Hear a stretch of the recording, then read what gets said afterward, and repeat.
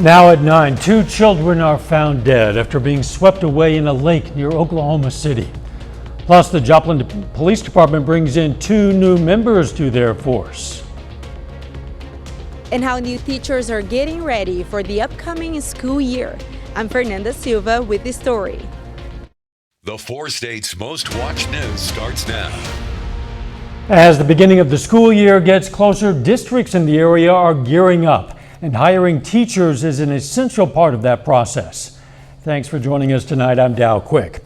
Carl Junction, for example, has hired 39 new teachers, and 2 other positions are still open. KOAM's Fernanda Silva spoke to 2 of those new hires, including one who knows the district well.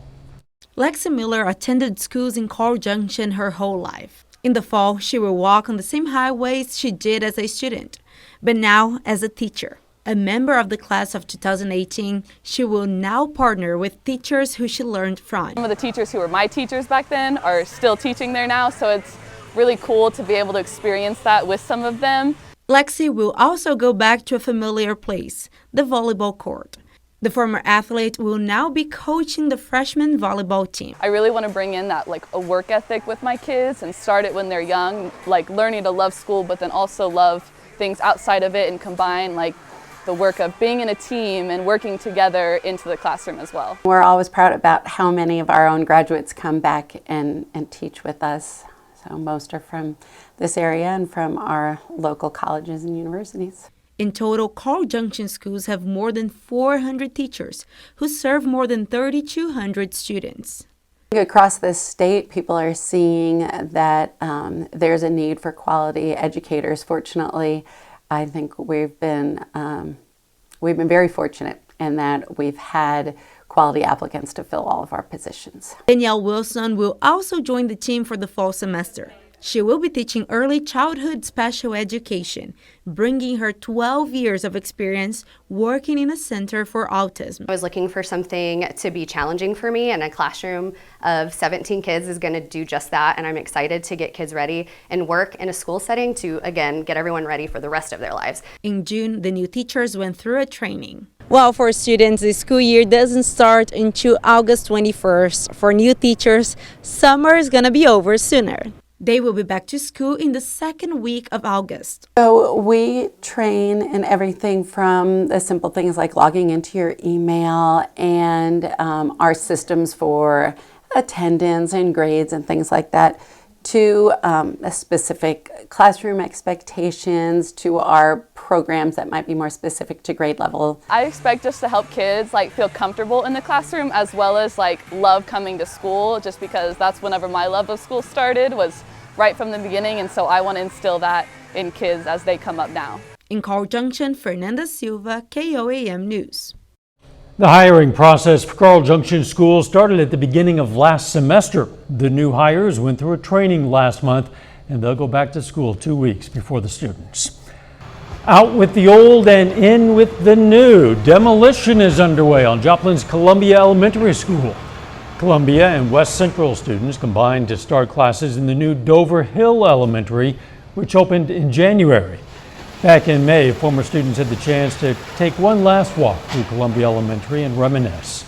You can see more of the demolition and read about the history of Columbia Elementary on the KOAM News Now app.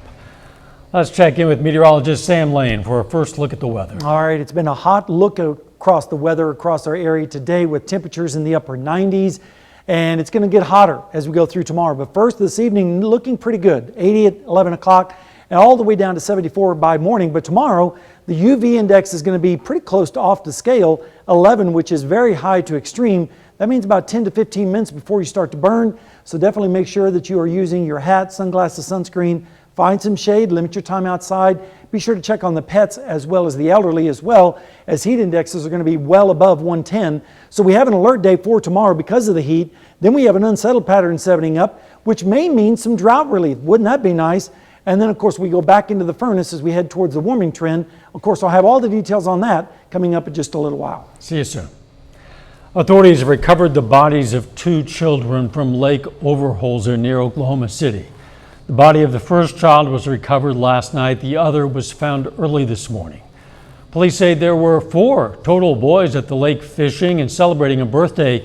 Two of the boys decided to swim while the other two stayed on the shore. One of the boys swimming lost his shoe, so all the boys went in to get it, but led to all the boys getting swept away in the current. According to the two who were rescued, the two other children were 10 and 11 years old. A Missouri man enters a plea deal for the hit and run death of an Aurora man. That incident occurred in rural Berry County, Missouri last year. Derek Coburn pleaded guilty to charges including first-degree involuntary manslaughter, leaving the scene of an accident resulting in death, and tampering with a motor vehicle. He's sentenced to 24 years in prison for those charges. Officers gave him credit for 373 days of time served. The sentence runs concurrently with another case in Lawrence County. The victim in that crash, 38-year-old Patrick Anderson, he was killed when Coburn's truck failed to yield and struck Anderson's motorcycle. The Joplin Police Department has welcomed two new members to their team. There are a couple of dogs named Vice and Koa. The dogs' handlers gave live demonstrations to show how they'll be used. Those demonstrations included apprehensions and narcotic searches. The dogs are also trained in building clearance, tracking, and obedience. You don't want them letting go of a bite and rebiting over and over again. So we want them to keep strong on that single bite, that first bite. So that's what he was doing there. They shouldn't show that someone fighting them shouldn't really affect them based on how we train. So that's what he's doing there. It doesn't really affect him if someone's fighting him. He's gonna keep that bite. Canines underwent a 6-week training process before being certified for police work. The dogs and their handlers will continue to train every week in order to maintain their skills. The auction for the historic Reddings Mill Inn has been postponed. It was originally scheduled for today. The public will still have a chance to own a piece of history. The auction will include several pieces of furniture and appliances, as well as this historic building. It's rescheduled now for July 18th at 10 a.m. at the Newton County Courthouse in Neosho. It's not exactly a garage sale because it isn't exactly a sale. The Bright Futures organization is conducting its annual Garage Free in Carthage. It provides lots of clothes, shoes, coats, and some miscellaneous things, all free of charge to anyone who needs them. Every year we are given an abundance amount of amazing things. And in order to get more amazing things every school year, we have to get rid of what we have. So the best way to do that is to clear it out, to make room for new stuff. So we just want to make sure that if we're being provided with items, that the community is getting those items. The Garage Free event is at 8th and Grant in Carthage. It's wrapped up, of course, for today, but it resumes tomorrow and Thursday. It runs from 9 to 11 a.m. and 1 to 3 p.m. each day. Coming up, staying safe while enjoying the summer. Alcohol and the summer heat can be a dangerous combo. I'm Jackie Ibanez. Details straight ahead. More than a quarter of children in the U.S. missed a doctor's appointment during the pandemic. Researchers at the University of Health Sciences and Pharmacy in St. Louis found older children were more likely to have missed preventative care, as were kids in households with a higher number of children. Asian or Pacific Islander, Hispanic, and multiracial groups also missed out more on those care visits. Women working for 10 years or more as a hairdresser or similar roles are 3 times more likely to be diagnosed with ovarian cancer. Women in construction carry a similar risk, and surprisingly, accountants have about double the risk. According to a study in the journal Occupational Environmental Medicine, the risks come with prolonged exposure to up to 18 different agents, such as talcum powder, ammonia, and hydrogen peroxide. Drinking too much alcohol in the summer heat could set you up for some serious health problems. Fox News correspondent Jackie Ibanez has details. With temperatures heating up across the United States, it's not unheard of to grab an ice-cold beer to beat the heat. But you might want to keep an eye on just how much you are drinking. The amount of alcohol that any given person drinks tends to be higher in the summer, months like July. From pool parties to cookouts to a relaxing day on the beach, summer activities can easily become alcohol-fueled events. But health experts warn drinking too much can lead to trouble. People generally understand the risks associated with, say, drinking and driving, but there are summer activities that also don't mix especially well with alcohol, like swimming. According to recent data from the Centers for Disease Control and Prevention, among adults and adolescents, alcohol use is involved in up to 70% of deaths associated with water recreation. And while heat waves are dangerous in their own right, adding alcohol into the mix heightens the risk for other serious health problems. Alcohol, despite being a beverage, causes dehydration. And when that's combined with heat, which can cause sweat, it can actually lead to unexpectedly serious levels of dehydration. To protect your health while having fun in the sun, health experts say drink in moderation. To avoid dehydration, they recommend drinking 8 ounces of water every 15 to 20 minutes. Jackie Ibanez, Fox News. Sam is next with a complete look at the forecast, and later a former Crowder College baseball star is drafted into the big leagues. We'll have details in sports.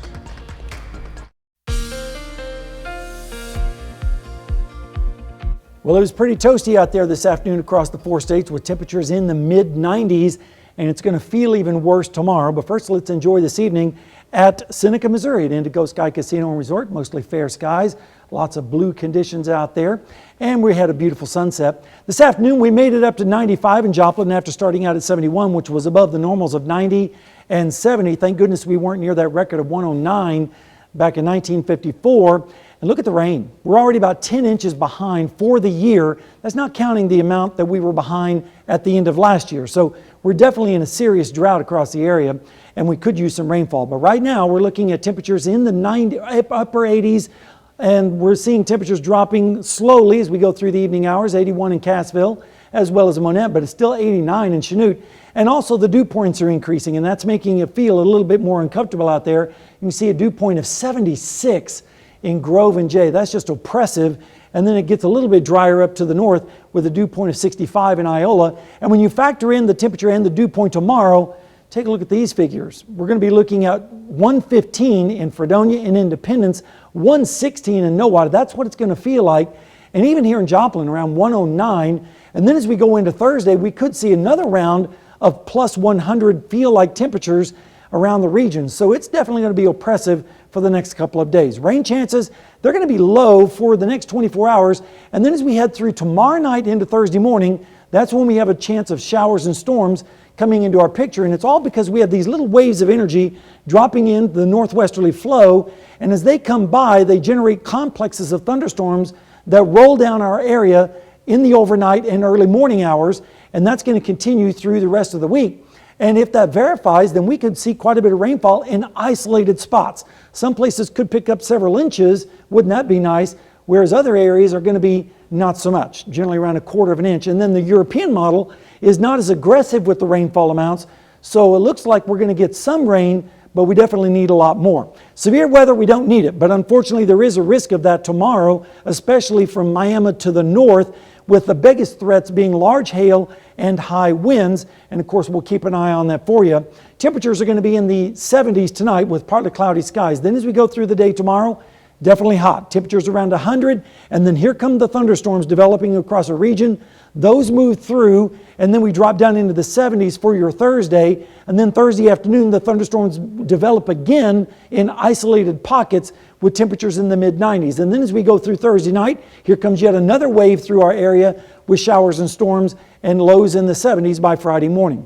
Over the next 7 days, alert day tomorrow because of a high temperature of 100 with heat indexes over 110, possibly again on Thursday. But then the good news is we cool off a little bit as we head towards the weekend with scattered showers and storms in our forecast, but then we go right back into the hot box at the latter part of next week. So we definitely need some rain, Dal, but we don't need it all at once like the poor folks up in New England. You can say that again, that's right. For sure, Sam. Thanks. In fact, the capital of Vermont remains underwater after 2 days of heavy rain led to massive flooding there.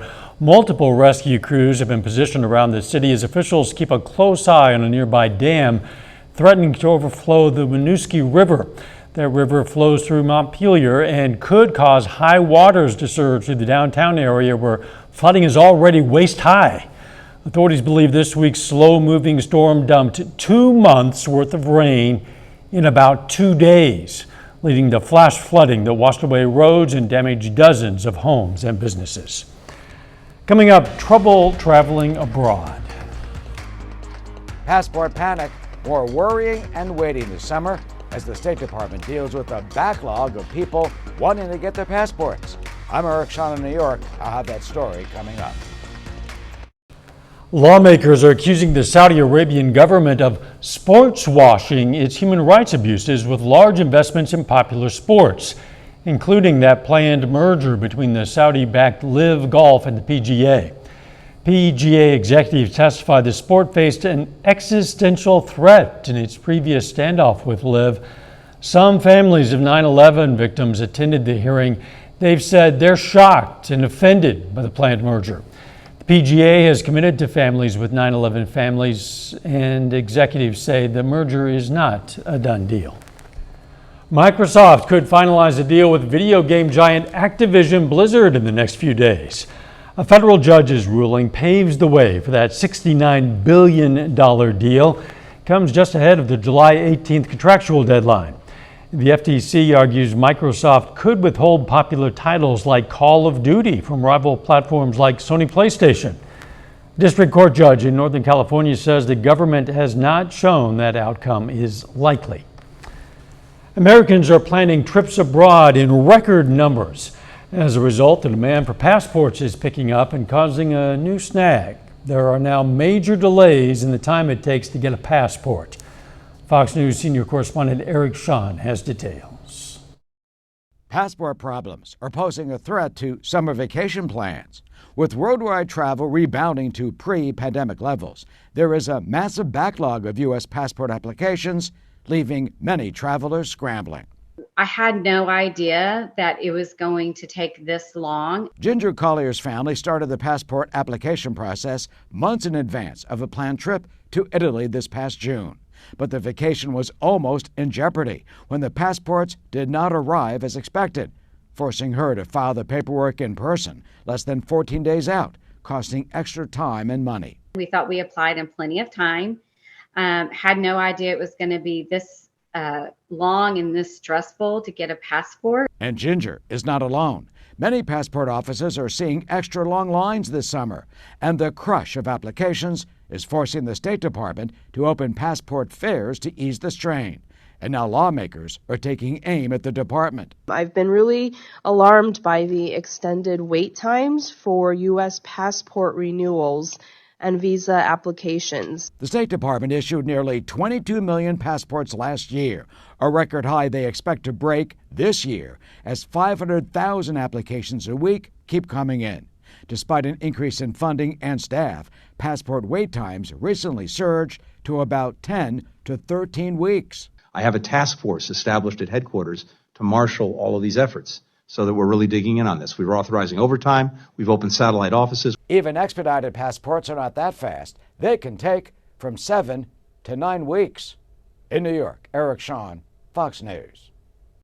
Up next, we're going to learn about a unique take on the classic American cheeseburger that takes things a bit more literally. All right, look at this. Burger King in Thailand has introduced a new item it calls the real cheeseburger. It's a burger with no meat. Instead, the bun is filled with as many as 20 slices of American cheese. The real cheeseburger costs about $11 US, not including the medical expenses for heart disease afterward. In Thailand, cheese is especially popular among young people. It is common for it to be sprinkled, at least sprinkled, on all kinds of dishes. 30 more minutes of news, weather, and sports coming your way. A local school helps students stay on top of their studies over the summer with camps. Plus, the Jasper County Youth Fair kicks off today. We'll check out some of the events. Some area middle school kids dipped their toes into some science lessons. Thomas Jefferson Independent Day School is hosting their Summer Discovery Academy. It includes biology lessons, such as looking at bees, and also a robotics class. The Summer Academy gives these kids an opportunity to get a sort of jump start to the new school year. Doing summer enrichment helps children when they get back into school in the fall. And there's so many talented students in this area that we want to offer something throughout the month of July where they can come and do that enrichment and be ready to go to school in the fall. Some pre-K and kindergarten kids got in on the fun too. They went to a Young Scholars Academy and a Studio Art Academy, among other things. The Summer Discovery Academy continues through Friday. Kids in Jasper County today got to show off their agriculture projects. It was the first day of the county's youth fair. Today's events included a horse and mule show, farm mechanics exhibits, and 2 rabbit shows, one for big rabbits and one for small ones. A lot of kids like to show rabbits because they don't have land, and rabbits are one of the many things that you can show that you can keep at home, whether it's in your backyard, whether it's in the house. This is one of the things that you can keep that you don't have to have a lot of farmland for. So you have a lot of little kids that live in rural areas that can show these things versus having room for a cow or room for a pig. That youth fair will run through Saturday. Folks in Carl Junction are celebrating today. It's the second Tuesday of the month, so the Carl Junction Chamber hosted a party in the park. Featured games, music, vendors, and food trucks. And since it's the dog days of summer, people were encouraged to bring their furry friends. I think the families were looking for something to do even though it's hot outside. When it's summer, we want to celebrate summer, we want to be outside, and so it's really important to pack everybody in. And so tonight people can shop local. We have Higdon Florist, who's our sponsor tonight, is actually having kids make their own flower arrangements, so that's fun. So it's just great family fun activities, and then obviously great food trucks too. There's going to be one more second Tuesday in the park. Mark your calendar, it'll be August 15th. A new online voter registration system launched in Oklahoma today. The system allows people to complete and submit a voter registration application electronically. Voters will have to submit their Oklahoma driver's license or state identification card during the application process. And of course, it must match their information. You can find a link to register to vote online through our website, KOAMnewsnow.com. The Georgia grand jury handling potential indictments against former President Donald Trump has been selected and sworn in. Took 3 hours to choose the Atlanta area panel. Mr. Trump is accused of trying to overturn the 2020 presidential election results in that state. Fulton County's district attorney launched the investigation in early 2021. A special grand jury has already issued a redacted report with charging recommendations. President Biden is in Lithuania overseeing high-stakes negotiations with America's NATO allies over Ukraine's future admission into the alliance. Ukraine wants to be fast-tracked, but the U.S. is pumping the brakes, wary of being drawn into a wider war. Fox News correspondent Madeline Rivera has that story. President Zelensky said it was absurd that Ukraine doesn't have a timeline for membership. What do you make of his comments, Mr. President? No comment from President Biden regarding a time frame for Ukraine to join NATO. In a joint communique, they affirmed Ukraine's future is in NATO. But for now, they're suggesting an invitation only when the time is right. We will issue an invitation for Ukraine to join NATO when allies agree and conditions are met. Still, the answer is not enough for President Volodymyr Zelensky, who slammed the lack of a timeline as absurd. He's set to meet with President Biden on Wednesday. It's been President Biden in particular who's been dragging his feet on this issue at this point. And I'm afraid that Zelensky's comments are spot on. In Vilnius, Lithuania, he received a rock star's welcome, where hundreds showcased their support. NATO will give Ukraine security. Ukraine will make the alliance stronger. However, some allies are worried allowing Ukraine to join while fighting Russia could make the conflict worse and trigger NATO's collective defense. You cannot accept a member who is actively engaged in a war. NATO is already expanding its ranks, with Sweden set to become its 32nd member. The move bolsters the alliance's eastern flank, a scenario that President Putin had objected to before attacking Ukraine. In Washington, Madeline Rivera, Fox News. A bit later, trying to catch up. Despite spending billions to close the pandemic gap, American public school students are falling further behind, according to a new study. I'm Jonathan Seri in Atlanta. I'll have details coming up.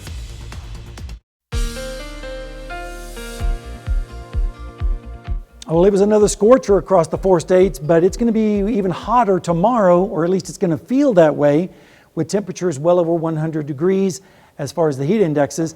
Right now, it's a beautiful evening shaping up across Seneca, Missouri to Indigo Sky Casino and Resort. Mostly fair conditions. nothing really going on tonight. This afternoon we made it up to 95, which was above normal, and the low was 71, which is also above normal. And of course we're way below normal on that rainfall, about 10 inches now behind schedule. Temperatures right now are pretty pleasant. 81 in Parsons right now, still 86 though in Iola, 83 in Nevada. Pick out your hometown, 83 in Anderson, and 84 degrees over there in Grove. Now, looking at the dew points, they've been on the increase, and so it's making it feel a little bit more uncomfortable out there. Check out Grove, 76 dew points, 75 in Jay right behind it, 66 up in Iola, and a little bit drier in Nevada, and Stockton with a dew point of 65. And tomorrow, with all the increasing humidity and temperatures over 100, you guessed it, we're going to be looking at heat indexes feeling like 115, 116 in Nowata, 113 in Oswego, 111 in Fort Scott. So tomorrow is definitely going to be dangerous out there if you're going to be out and about. And then on Thursday, a repeat, not as bad, but still temperatures feeling like 100 plus across the region. Rain chances, they're going to be low, unfortunately, for the next few hours. Now tomorrow, especially tomorrow night into early Thursday, we start to see the rain chances increasing across our area because we have these waves of storm systems that's moving down from the north and west in what we call northwest flow, and they generally develop into mesoscale convective complexes at night, and then they roll our way during the overnight hours and in the early morning, and then wave after wave of storm chances will start to increase as we go towards the weekend. Some of the models are forecasting quite a bit of rain could fall in some areas, but it's going to be very isolated.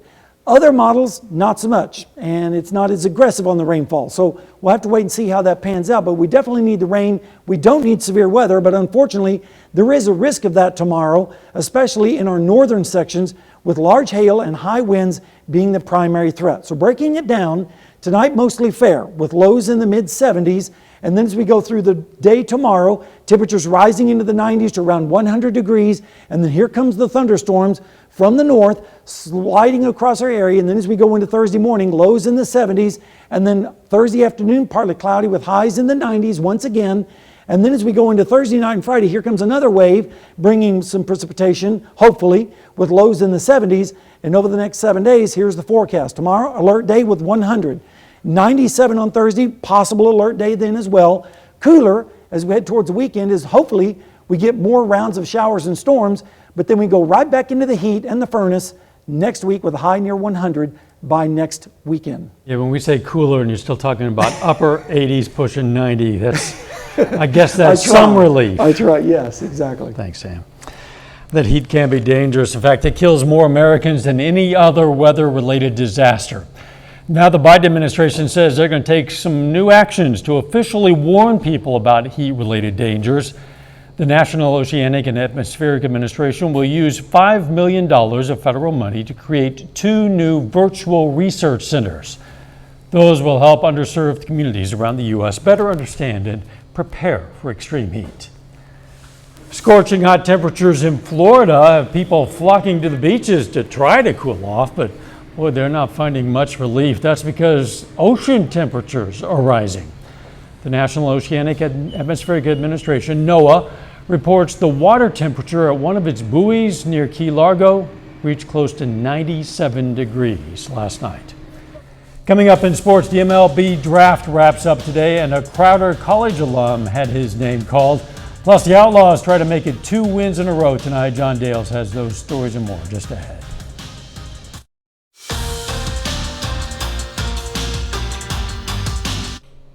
A year ago, you might not have realized it, but there were 2 major league caliber pitchers competing for one of the local colleges. No, not Pitt State, not Missouri Southern either. Crowder College had the duo of Jacob Mizorowski and Cody Adcock. Now, Mizorowski already got drafted last year by the Brewers. Today, Adcock hears his name get called by the Reds, who select him in the 13th round of this year's MLB draft. He started 14 games for the Rough Riders a year ago, posting a 4-2 record and striking out 81 in 67 innings pitched. Now, Rough Rider fans didn't get the chance to see him this year. That's because Adcock transferred to Arkansas after the completion of 2022, and he stepped his game up there, even while moving into a primary bullpen role. And Crowder baseball's history of success stretches far beyond just these past couple seasons. In the last decade, the Rough Riders have had 9 players get drafted. Meanwhile, the Outlaws back at home this evening and can get comfortable because they play their next 7 games, all at Joe Becker Stadium in Joplin. Important contest tonight, though. Outlaws holding on to a slim lead in first place in the Mink League South. Second place, Jeff City in town tonight. Outlaws get started on the right foot, bottom 1 before a lot of fans can even get into their seats. Colton Reynolds hits a grand slam to put Joplin up 4-0 immediately. Outlaws wouldn't be done. They had one more in the inning. Jeff City gets out of the inning, though, with this diving catch at second. Joplin starter Steen Lane in a groove early, strikeout in the second, allows a single in the third, but keeps it a 5-0 game with this strikeout to end the inning. More Outlaws offense bottom 3.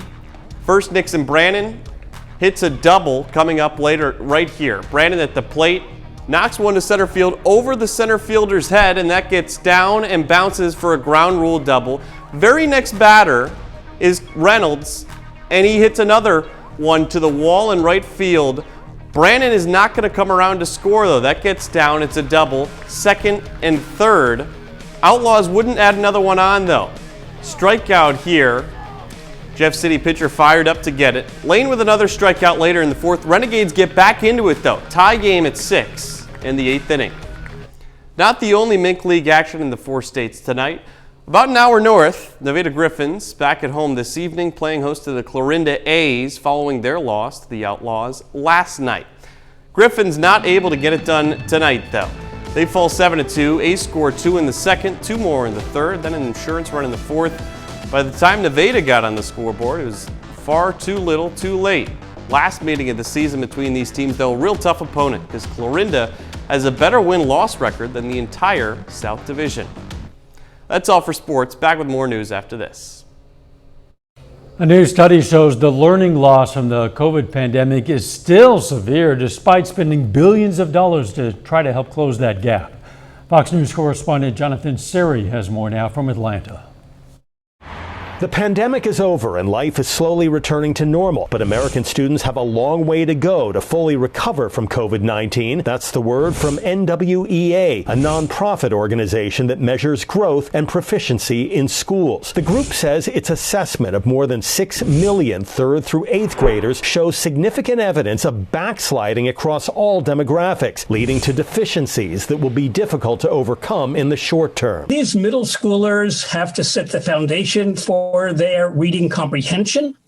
Theoretically, at least, they ought to be able to read by now, but advanced reading skills are necessary and advanced math foundations. The new report shows students would need an additional 4.5 months of math work and 4 months of reading just to catch up to pre-pandemic levels. And in addition to lower test scores, the long-term impacts could also include lower lifetime earnings, most parents placing the blame on virtual learning. Trying to teach a 4-year-old that you have to go to school in an iPad was very, very difficult. But some school districts are working hard to overcome the deficit. 7 divided by 7, let's go. Oh. Here in Atlanta, public schools are offering free summer camps and classes for the 3rd year in a row, hoping to catch students up on what they didn't learn virtually while also having some fun. Make very cool experiments. Some are edible and some are not, like the Sprite and the ice cream. NWEA says the best ways to reverse the trend are persistent attendance, more tutoring,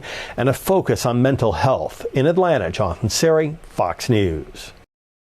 It's not just the U.S. In fact, 5-year-olds are a few months behind in development due to the COVID-19 pandemic elsewhere. Researchers in Japan looked at kids who grew from 3 to 5 years old during the pandemic, and they found they were about 4 months behind in physical, language, and social skills. The study did not find the same negative results for children who grew from 1 to 3 years old. Coming up, we're going to learn about the unique way a veteran in Arizona is celebrating his 97th birthday. An Arizona man celebrates his 97th birthday at the gym with a unique workout challenge. Fox's Danielle Miller has that story. When you think of places to spend your birthday, the gym typically doesn't top the list. But for one Valley man, he says coming to the gym, even on his birthday, is key to having more birthdays in the future. I'm a strong believer in physical fitness exercise for the body. And there's so many ways and things you can do. You don't have to be a power lifter or a weightlifter. You just have to exercise. And that's what Air Force veteran Dave Kagi has been doing since 1945 after he left the service. Exercising. Exercise, keeping my weight down, believing that you can live longer. So what better way to spend his 97th birthday than at the gym, and with a new challenge. He's calling it the Blue Line Challenge. He will walk 103 yards around the basketball court, carrying 40 pounds in his right hand, 30 pounds in his left, and 15 pounds on each leg, totaling 100 pounds. Step by step, he completed the task with flying colors, all while being cheered on by his Mountainside Fitness family. Oh, it's wonderful. I never expected that. But I do appreciate it, really do. All of us want to get into our 80s and our 90s, let alone 97 years old, and being able to do what he's doing today. It's amazing. It's an inspiration to our members. I think it's an inspiration to all Arizonans, all Americans, to push for health. Happy birthday to you. On his 90th birthday, Dave did 88 push-ups to celebrate. He says he'll start planning now for his 100-year birthday challenge. Happy birthday, sir. Thank you for your service. Don't know that I'm going to follow your example, though. Thanks for joining us tonight. We're going to leave you with video of a rhino at the Phoenix Zoo enjoying some snow during the intense heat. Let's make it a great tomorrow.